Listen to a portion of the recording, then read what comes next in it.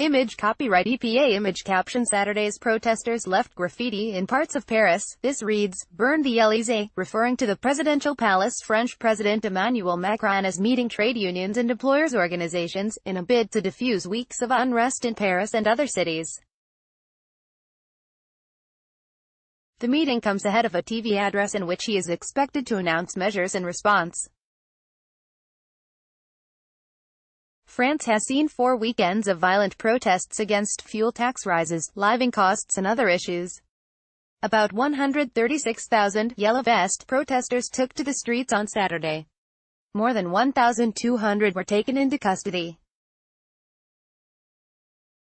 The capital, Paris, was particularly badly hit, with windows smashed, cars burned and shops looted, as 10,000 people took part in demonstrations. Finance Minister Bruno Le Maire described the situation as a catastrophe for businesses and the economy. On Monday, the Bank of France said the economy would grow only 0.2% in the last quarter of 2018, down from an earlier estimate of 0.4%, as a result of the protests. Protesters have staged demonstrations and roadblocks across the country over the past 4 weekends. Macron faces massive challenge. Analysis by the BBC's Hugh Schofield. In Paris, moment must be distressing for President Macron. He is a man who has spent his life receiving nothing but praise and plaudits. He was the princeling prodigy, who would use his exceptional personal gifts to save France.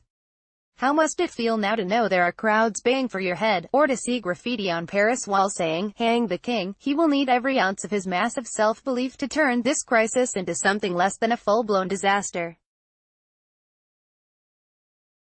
He must know that his address on TV will have to contain real, fast-acting measures to put money in protesters' pockets. Let them eat. A deferred rise in fuel tax is no longer going to work. But how to do that without unsaying everything he has said about keeping down state spending and staying the course? His famous "oh meme temps" at the same time catchphrase, which lets him pretend that everything and its opposite is possible as long as you say it charmingly enough, is being stretched to breaking point. What is President Macron planning to do? Mr. Macron was meeting representatives of 5 major trade unions and 3 employers' organizations, as well as local officials. Correspondents say that the Yellow Vests are an organic grassroots movement with no affiliations to any party, but some trade unions have taken up their cause and encouraged the government to listen to their grievances. Le Figaro newspaper reported that Prime Minister Édouard Philippe and 9 government ministers were expected to be present at Mr. Macron's meeting. Mr. Macron will then address the nation at 2000 local time, 1900 Greenwich Mean Time. Labour Minister Muriel Pénicaud said he would announce immediate and concrete measures in response to the crises. Mr. Macron has kept a low profile so far during the protests.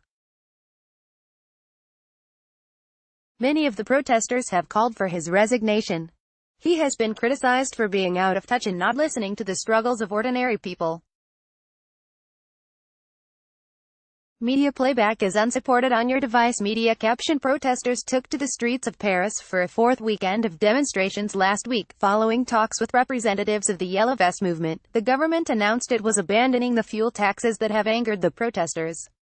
But this failed to placate them, and on Saturday they turned out in similar numbers to last week's demonstration. What is the Yellow Vest movement? The protesters adopted the name after a social media campaign urging people to take to the streets wearing the high-visibility yellow jackets that must be carried in every vehicle in France.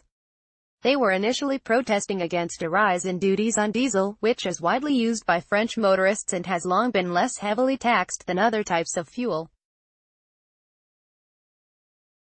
Image caption. About 50 vehicles were set on fire during last Saturday's protests. Diesel prices have risen by about 23% over the past 12 months, and Mr. Macron's decision to impose a tax increase of 6.5 cents on diesel and 2.9 cents on petrol from the 1st of January angered many, particularly in rural areas.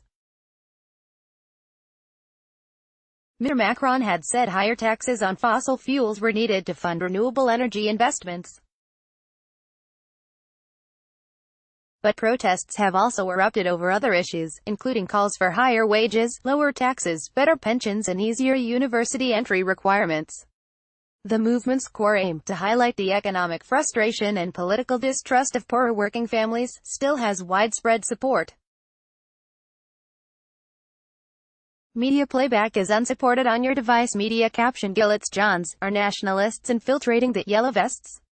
An opinion poll on Friday suggested a dip in support for the protests, but it still stood at 66%. Meanwhile, President Macron's ratings have fallen to 23% amid the crisis, an LA poll suggests.